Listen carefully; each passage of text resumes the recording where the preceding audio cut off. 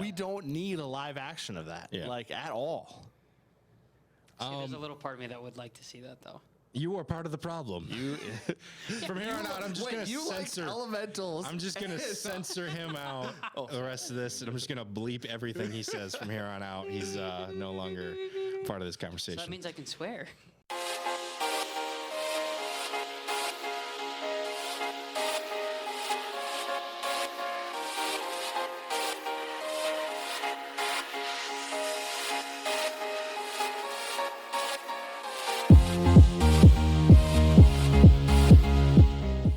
Hello and welcome to another edition of Popcorn Bucket List. And just like that, summer movie season is over. It's done. It's gone.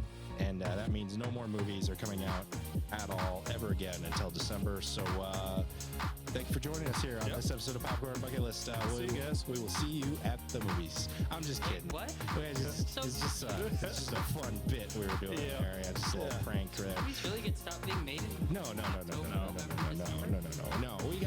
We got some to talk about here. Not a lot. Not a lot. Not a lot. This is a slow week. Here this true first week of September. I guess technically last weekend was but that was the wrap up of the summer. Yep. Summer is gone. It's done. Hopefully the temperatures have cooled down since the time of this recording. It is hot out there. It's hot as of right now. Before we get into the discussion, however, once again we'd like to welcome Mitch, fellow Omni producer here on the show. He's back. This was a very last minute thing here today. Yep. Almost literally, like as we were about to come down here and record, we're like, "Hey, do you want to be on?" Yeah, sure. Why not? That's what we do here. Let's do it. Yeah. We roll with the punches. But like I said, wrap up of the summer here. Last week, we kind of focused on news stories, some of the biggest stuff that happened throughout the summer here, news-wise. Because it is such a slow week here, we're just going to kind of talk about some of our favorite summer movies. We didn't really get into that as much last week, so we're just going to kind of go around here, talk about some of our favorites, surprises, whatever it is here that we're going to talk about. So let's move right into the opening spotlight. Favorite summer movies of 2023. I know the box office doesn't show it as much, but I think this was a pretty good year quality-wise for summer movies. Yeah. In my movies, opinion. yeah. Definitely for summer movies. You look like you're disagreeing a little bit here. No, you're talking just quality of the film. Quality. Yeah. Okay, I would say, I'd give you that. What was the last summer that had great movies like it did? It's been a hot minute. Okay, but if you take out Oppenheimer and Barbie, in my opinion, wasn't really anything that good. Okay, but those were huge. Correct. I'm talking like consistently, I went to the movies, I was entertained, I left. Okay, all right. I feel like there was a lot more of that. I will say it felt like there was more of a choice. There was a lot. There was a lot more more choices. choice. Yes, there was definitely some weeks where I had to like decide between some of my childhood favorite characters to go to one certain week or another week or whatever. But I don't know. Let's on that subject. I don't know. Let's just kind of talk about what was maybe one of our biggest surprises of the summer. Ryan, I want to start with yours. Biggest surprise? Yeah, I know I didn't necessarily introduce this to you. Yeah, when we were no, talking that's about. fine. We're going off. We're improv-ing today. Yeah. The outline is the shortest it has ever been since probably episode 1, because we didn't know what we were talking about till like 5 minutes before this episode. No, it's good. I would say the biggest surprise for me, in all like the entire summer, Sound of Freedom. Just everything about that, the controversy, the money, and I went and watched it and kind of, okay, the controversy, okay, the money. So that was the biggest surprise for me. I had really no idea what that movie was until about 3 days before I went to watch it. And then it was like, oh, okay. I see what's going on now, and that was just kind of fun. I absolutely had, obviously, we'd been looking forward to Oppenheimer, Mission Impossible, Transformers. Everybody knew about those for a long time. Sound of Freedom, 72 hours. Yeah, all of a sudden there was not the sound. You could split up the timeline to pre-Sound of Freedom, where we didn't know about it, to post-Sound of Freedom, when all of a sudden, oh, hey, there's that movie that's called Sound of Freedom coming out. I thought you were going to talk about Talk to Me, though. No, You weren't too surprised. I guess I was surprised, as someone who's not a big horror movie fan, how much I did enjoy that one. Mm-hmm. It had some very interesting takes. It had some very interesting effects, very good acting, I think. Generally, I'm not a big scary movie guy. Didn't mind that one. Yeah, That one and pretty it was good. made by YouTubers, so, so that's gives us- another and they gives us did a something really to good reach job. for. A very good job. Yeah, gives us a goal. How about you, Mitch? What was a surprise for you? Surprise? Elemental. I went and saw it I saw it like a couple weeks ago. Mm-hmm. I had seen a couple clips of it on TikTok, and I know it didn't do great to start off with. I think though overall it made a comeback, and it didn't bomb as bad as You I think initially thought? you initially thought it was going Yeah. to. Like the late game for that movie Yeah. kind of made up for its losses essentially. I think they messed up their marketing stuff for it. They tried focusing on the classic Disney of focusing on this cute childish character, Yeah. and it plays no real significant role to the plot Yeah. at all. Like it Okay. is literally, you could remove that character from the movie and has nothing, Boom. like doesn't change anything. Yeah. So I think it was just a bad whiff by a marketing department. It shows how strong marketing and important that is to movies. 100%. I got something for you after this. Yeah. So I went and watched it. I thought it was a very classic Disney animated movie. So I Been just, making a comeback here into theaters recently.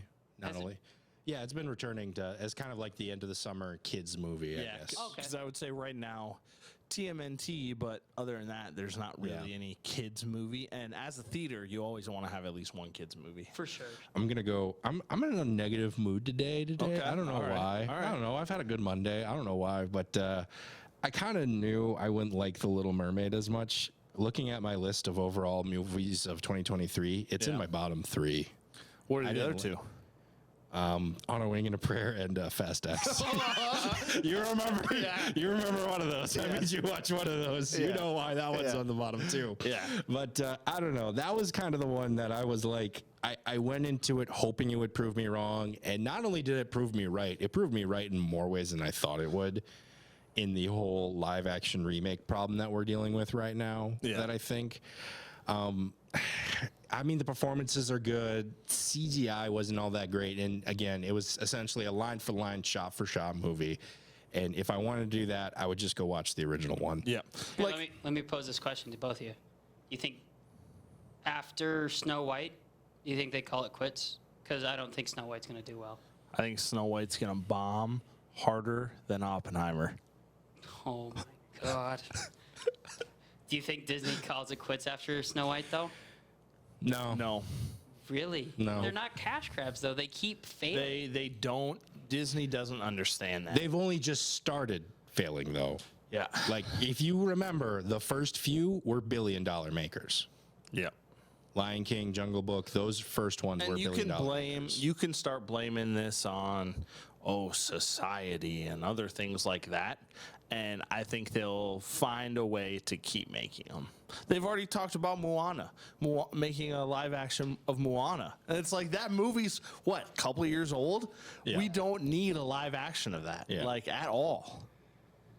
See, there's a little part of me that would like to see that, though. You are part of the problem. From here on out, I'm just going to censor. elementals. I'm just gonna censor him out the rest of this, and I'm just gonna bleep everything he says from here on out. He's no longer part of this So conversation. that means I can swear. Let's all go to the lobby to get ourselves a treat. Let's take a quick break here and talk about the Marshall 6 Theater here in Marshall, Minnesota. Just because summer blockbusters have stopped arriving to the theaters, that doesn't mean you have to stop too.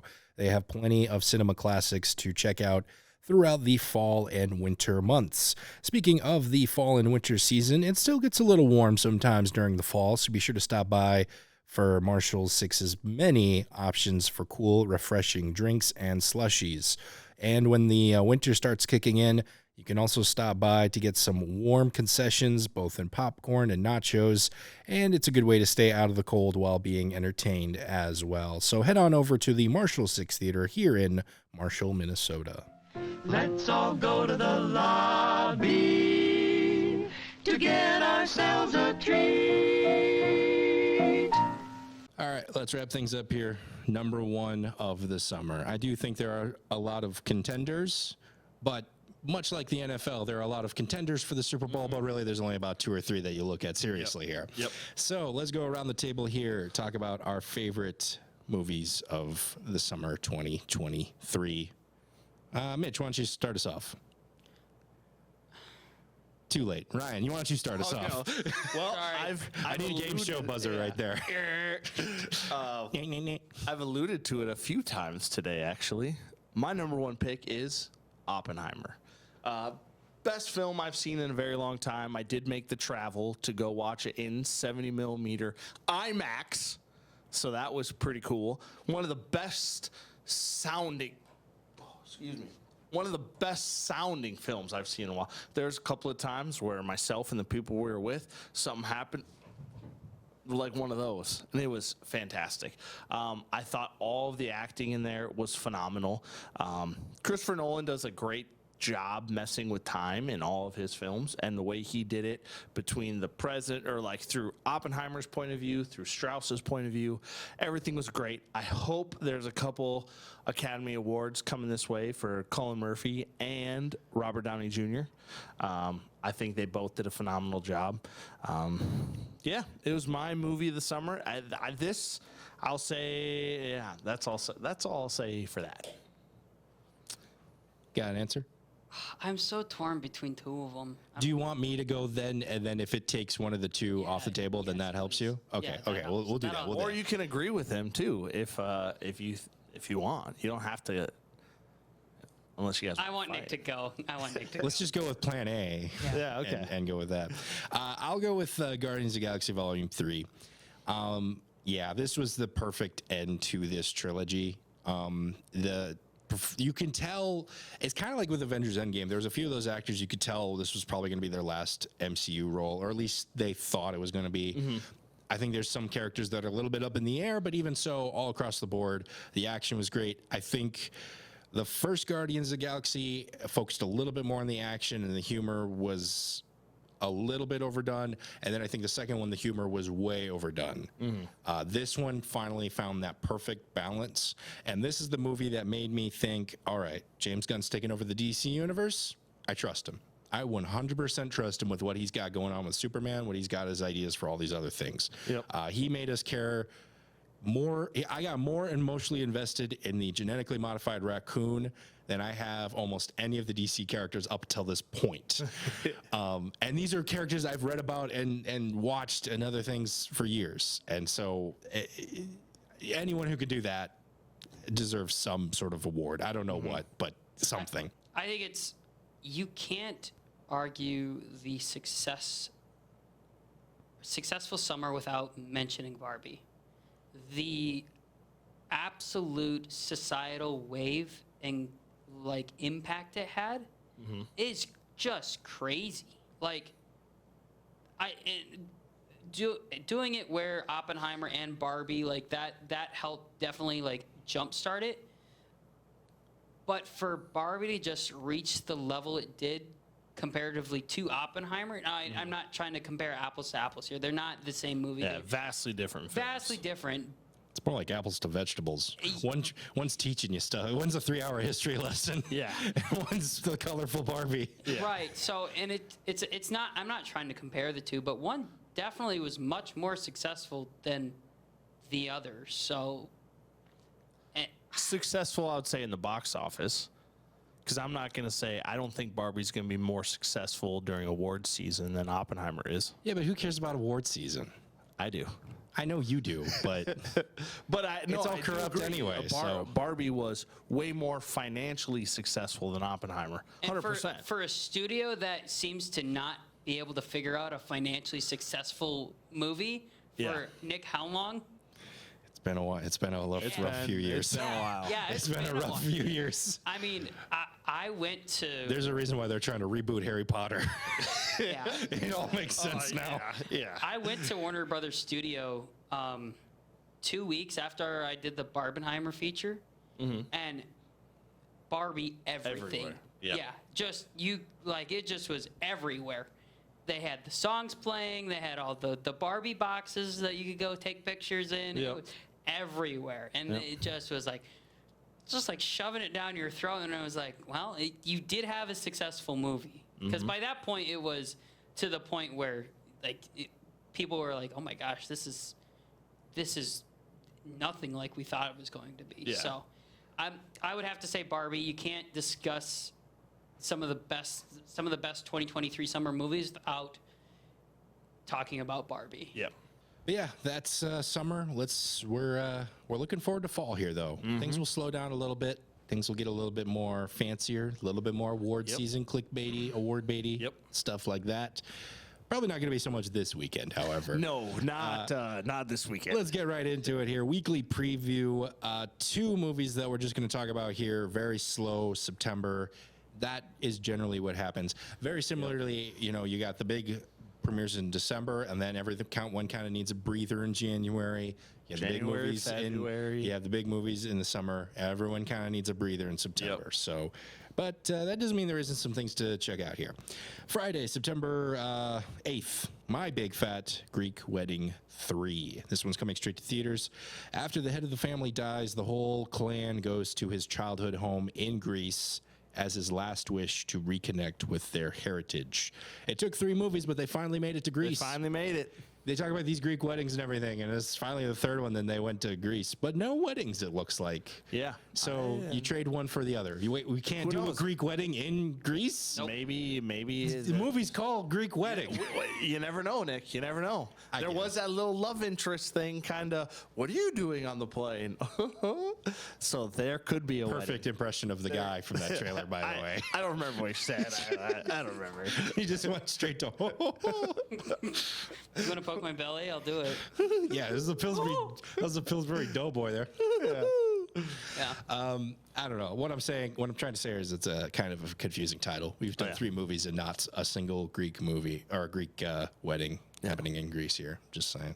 Do they at least eat Greek yogurt at some point throughout this trilogy? I have don't no know. idea. I've seen. I'd have to have seen the first 2 to answer Yeah. that. Oh I my feel like God. half the first one. Have you? Okay, so yeah, have you? What's your guys' familiarity with this franchise here? I don't watch it. I You just- can't judge. You look like you were judging me there, though. well, what year did that first one come That out? first one came out a while ago. It's been a while ago. And then the second one was a few years ago. And yeah, apparently enough fan interest for a 3rd one here. Yeah. I'm gonna get flamed for this, but I'm not gonna lie. When I hear My Fat Greek Wedding, I kind of My Big Fat Greek Wedding. Sorry. I throw that franchise in with Mamma Mia, Oh yeah, yeah. and whoops. Oh well. It does. Okay, so this one especially does look Mamma Mia-esque. Yeah. I will give you that. The other 2, I can't defend you on. But this one, I will say, does give a little bit of a Mamma Mia vibe. Little bit. Okay. Yeah, I'm going to be honest. I didn't laugh too much in this trailer. Most of the time, I would say that is because I hadn't seen the previous ones. I don't know if that's the case here. Just some of the jokes didn't land. Yeah. There's one where 2 of them were in a boat, and like she was trying to do some. I'm sort of- not surprised. I'm surprised, but I'm not surprised because I'm never surprised. And then the character's like, "You lost me," and that's the punchline. I'm like, okay, if your character's punchline is that they don't get the joke, maybe you don't have a funny anti-joke. Maybe you just don't have a funny joke. Yeah. Hey, we talk a lot about movies on this channel, but sometimes the ones we talk about aren't the most accessible. That's where the Marshall Lyon County Library comes in handy. They have a great collection of physical media, as well as a couple of online services with many, many options for movies, TV shows, and documentaries. It's easy. Just get your own library card at the Marshall Lyon County Library and gain access to their large variety of movies, TV shows, and of course, books. Also, be sure to check back every month as we here at Popcorn Bucket List make specific movie recommendations based on a monthly theme. This month, we'll be recommending movie double features like Barbieheimer.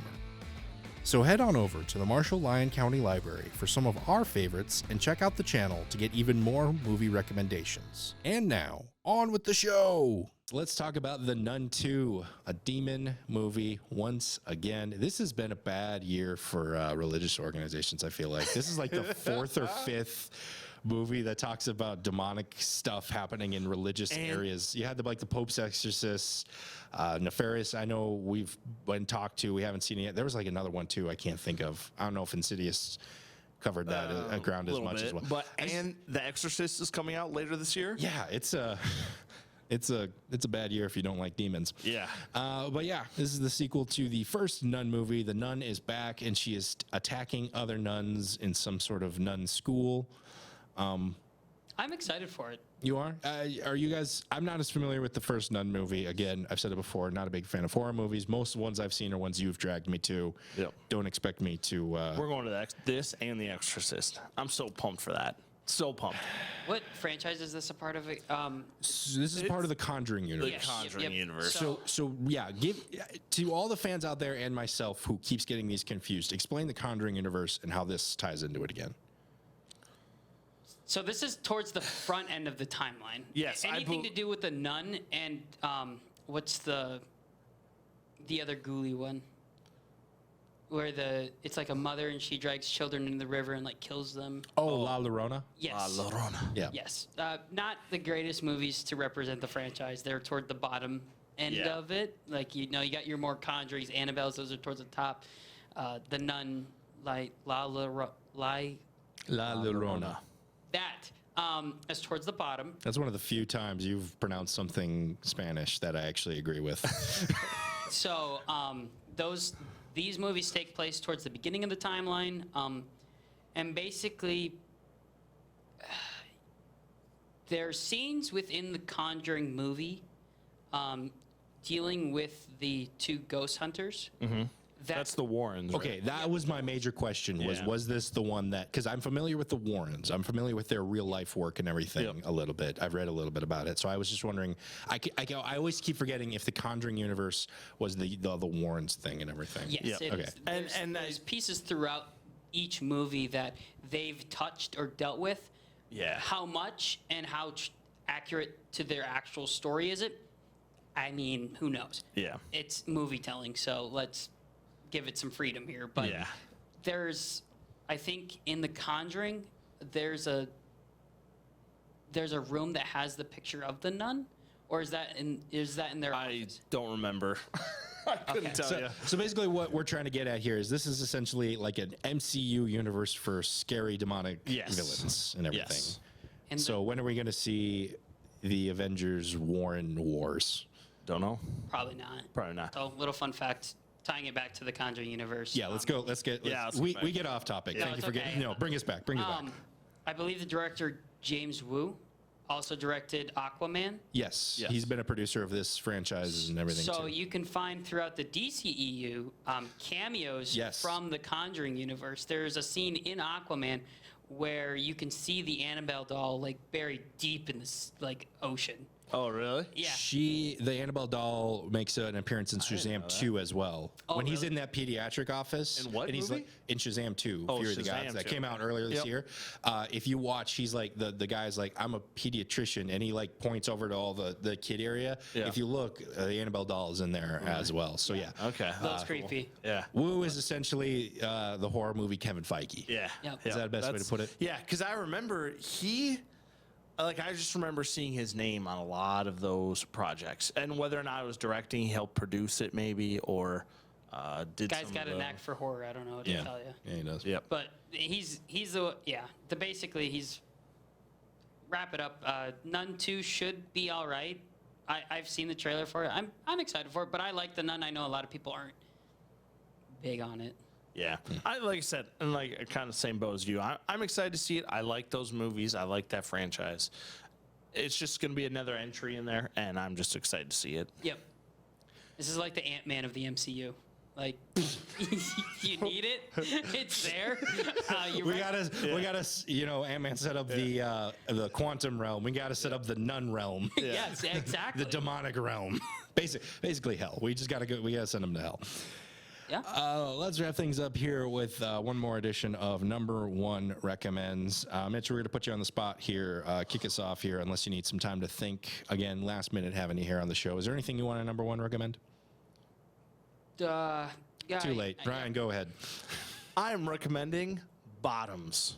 This is a super funny comedy. Actually, pretty low budget comedy. But it also stars Marshawn Lynch in there, so that's pretty pretty awesome. It's about group of girls that start like a fight club to protect their homecoming town and for some selfish reasons as well.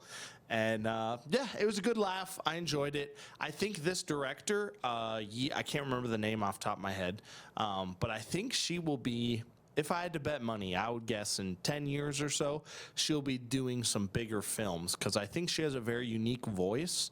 And I think depending on how this film does, which I think he'll do all right, I think she's going to work her way up to doing some bigger projects. And I think kind of like almost like Greta Gerwig, started with some smaller budget, smaller almost indie films, and they were great.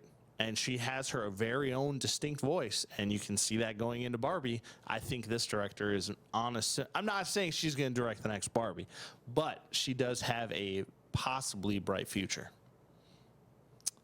Got one? Nope, not yet. Pass again? Okay. Pass. I'm going to quickly talk about, we kind of already talked about this movie, which is why I didn't talk about it last week, but, I'm going to bring it up again.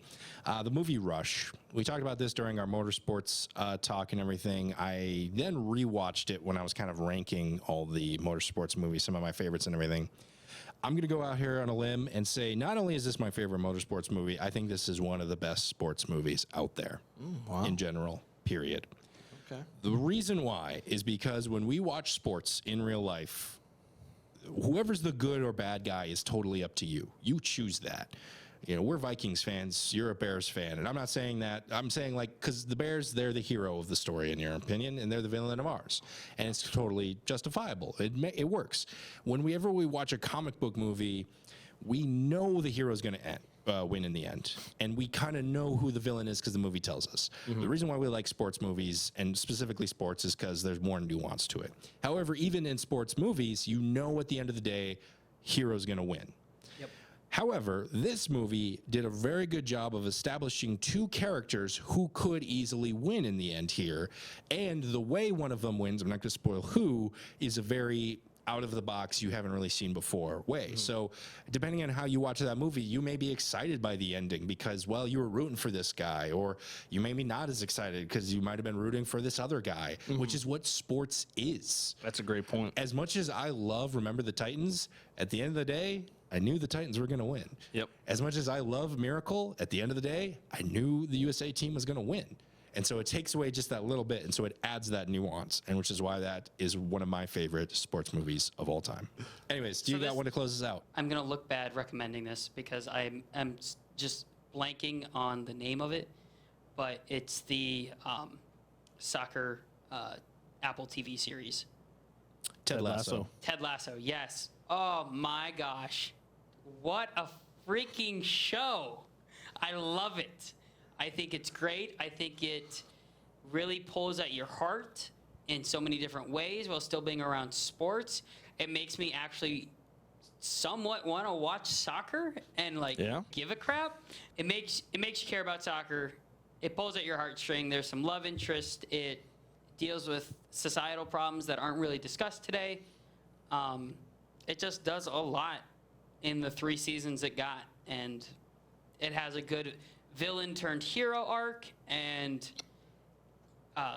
who's the guy that plays Ted Lasso? Jason Sudeikis. Yes, Yep. Jason. I love Jason Sudeikis. He just encapsulates what British people think of Americans. And I love his mustache. I wish I could have his mustache. My mustache is not as good as his. I don't know. It's just a great. I watched it mainly on TikTok because I don't have Apple TV because I'm not bougie like that. But I was able to watch all 3 seasons on TikTok, so.